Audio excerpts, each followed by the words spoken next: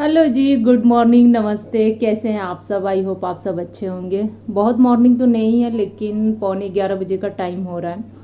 Kitchen की मैं जिस दिन साफ़ सफाई की थी, ये व्लॉग उसी दिन का है, कंटिन्यू चल ही रहा है। तो बस किचन की साफ़ सफाई का लास्ट काम बच गया था। नीचे के फर्श की टाइल्स को साफ़ करना। वैसे तो इस तरह से हमेशा मैं साफ़ नहीं करती हूँ, आज इसलिए साफ़ कर रही हूँ कि एक तो दिवाली की साफ़ सफाई की हूँ ऊपर से, दूसरी बात की जो सर्फ का पानी था वो बच गया था। तो सबसे पहले नीचे की टाइल्स पे गिरा के कुछ इस तरह से रगड़ दी, उसके बाद गीला कपड़ा मारी हूँ और फिर दोबारा से पोछा लेके आई हूँ।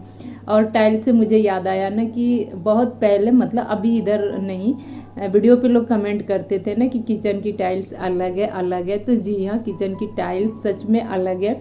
और मंदिर वाले कमरे में तो कुछ भी नहीं है, किसी भी कलर का नहीं है, वो तो नॉर्मल फर्श है।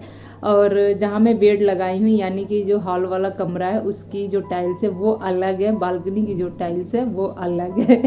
तो एक तरह से देखा जाए ना तो चार जगह है और चारों की टाइल्स की कहानी कुछ इस तरह से है, जैसा कि मैं आप लोगों को बताई हूँ।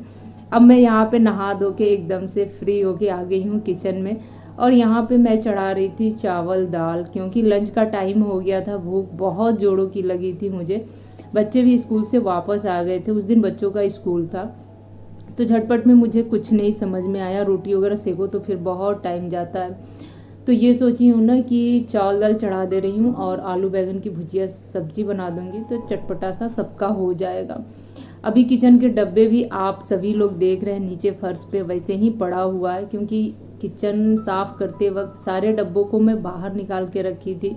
फिर बैठ के एक एक डब्बों को सूखे गीले कपड़े से जैसे समझ में आया वैसे मैं साफ़ की हूँ, वैसे धोई नहीं हूँ मैं बता दूँ।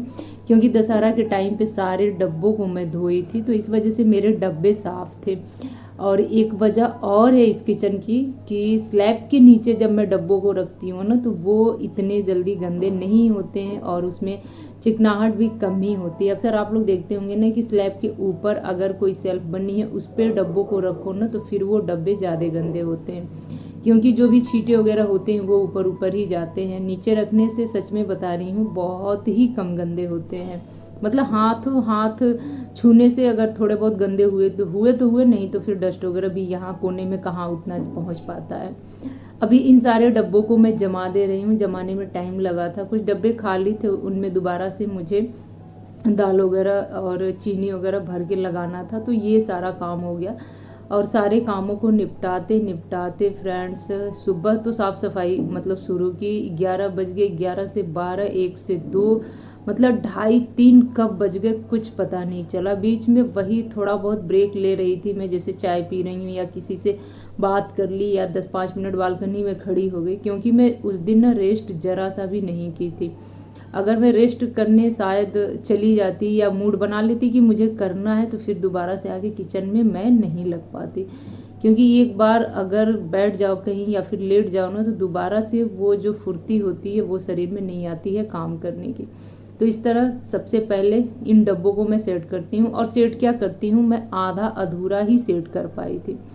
उस टाइम पे कुछ ऐसा ही हुआ था कि बस बीच में ही इन सारे कामों को छोड़ना पड़ा था, और हो भी रहा। आजकल तो त्यौहार का सीजन है, यूँ समझ लीजिए, कभी बाहर का काम, कभी घर का काम, कभी बच्चों का स्कूल से आना जाना, सारी चीज़ें इसी में लगा रह रहा है। मुझे मतलब कुछ नहीं समझ में आ रहा था उस टाइम पे कि अकेले कैसे मैनेज करूँ, कैसे मैनेज करूँ। मतलब इनको भी टाइम नहीं था, इनकी ड्यूटी ही ऐसी है, आप सबको पता है, एक सुबह जाओ और देर शाम तक लौटो। मतलब शाम के आजकल तो रात हो जा रहा, अभी होता है ना कि क्लोजिंग का टाइम होता है, तो ये टाइम वही सारा चल रहा है यहाँ पे।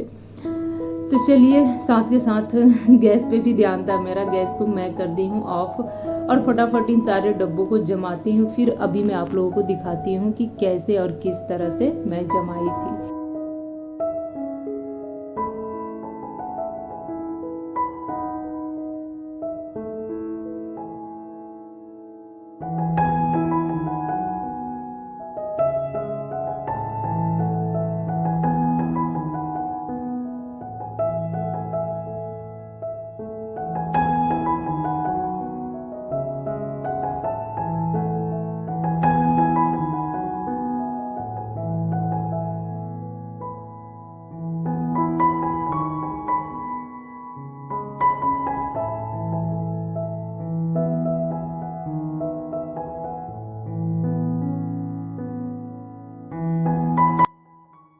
तो फ्रेंड्स, अब बात कर लेते हैं टाइटल की।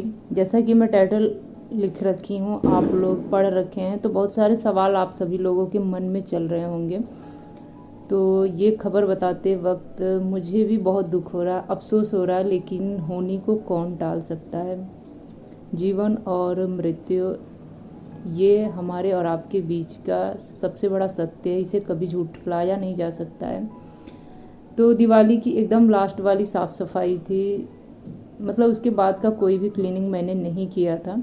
और जस्ट उसी दिन शाम को फ़ोन आया ससुराल से मम्मी जी का कि ससुराल में हमारा 2 घर है। एक तो बाज़ार में पड़ता है जो घर हमारे ससुर जी ने बनवाया है, और हमारा जो पैतृक निवास है जहाँ हमारे मतलब सगे संबंधी रहते हैं, वो गांव थोड़ा सा दूर है।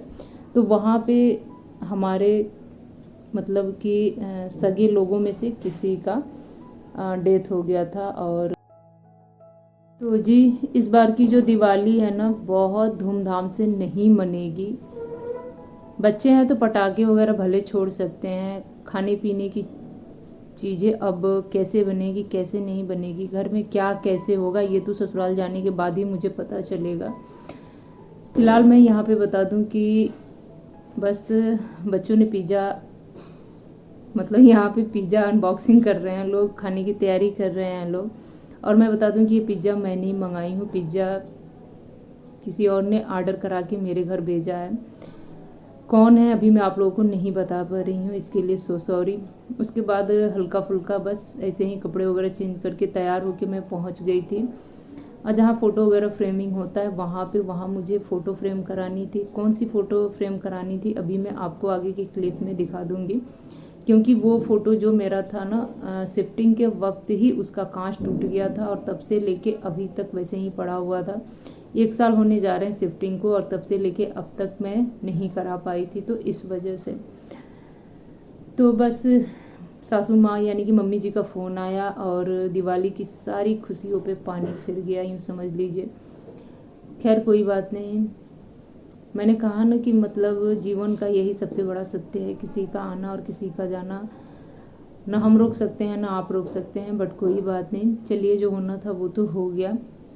खैर भगवान उनकी आत्मा को शांति दे। मैं सत बस होता है ना कि नमन कर रही हूँ। और यहाँ पे बस बालों में मेहंदी लगाने की मैं तैयारी कर रही थी, और ये शायद नेक्स्ट डे का वीडियो क्लिप है। अभी मेरा जो साउंड है ना वो भी एकदम से स्लो हो गया, पता नहीं क्यों अचानक से।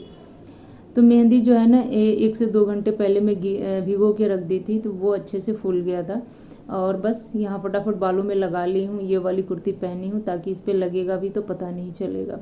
और साथ के साथ मैं अपना काम निपटा रही हूँ। अभी भी किचन के कुछ डब्बे देखिए वैसे ही पड़े हुए हैं, मतलब जो छोटे साइज़ के थे एकदम से। और अभी भी किचन कुछ न कुछ मैसी है मेरा, जिसको ठीक करना बाकी है। और जो काम है ना बीच बीच में रोक रोक के हो रहा है, मतलब एक पहले ना मतलब फुल एनर्जी थी त्यौहार मनाने की, करने की। और जैसे ही ये खबर सुनी मैं, तब से एकदम से होता है ना कि शरीर की सारी एनर्जी गायब हो गई। अब जैसे मन ना उदास सा हो जाता है, थोड़ा सा हो जाता है। अब मुझे मन से कोई काम हो तो हो, ना हो तो कोई बात नहीं है, इस तरह से हो गया था। तो इस वजह से ये मतलब हालत हो गई है मेरी। खैर मैं ससुराल जाऊंगी तभी पता चल पाएगा कि वहाँ पे कैसे क्या करना है, कैसे नहीं करना है, दिवाली कैसे मनेगी। और जो कुछ भी होगा वो मैं आपको आगे आगे ब्लॉग में शेयर करती रहूँगी।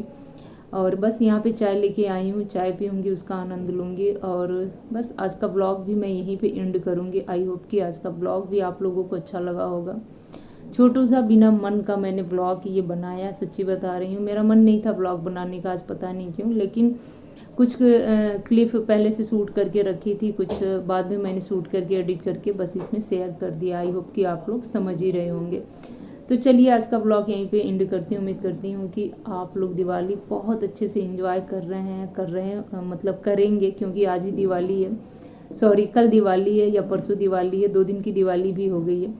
तो चलिए आज का ब्लॉग यहीं पे एंड करती हूँ, लेती हूँ आपसे विदा, मिलती हूँ एक और नए ब्लॉग में। तब तक के लिए बाय बाय फ्रेंड्स। और मेरे तरफ से और मेरे परिवार की तरफ से आप सभी लोगों को एक बार फिर से हैप्पी दिवाली। खूब इंजॉय कीजिए, खूब खुश रहिए।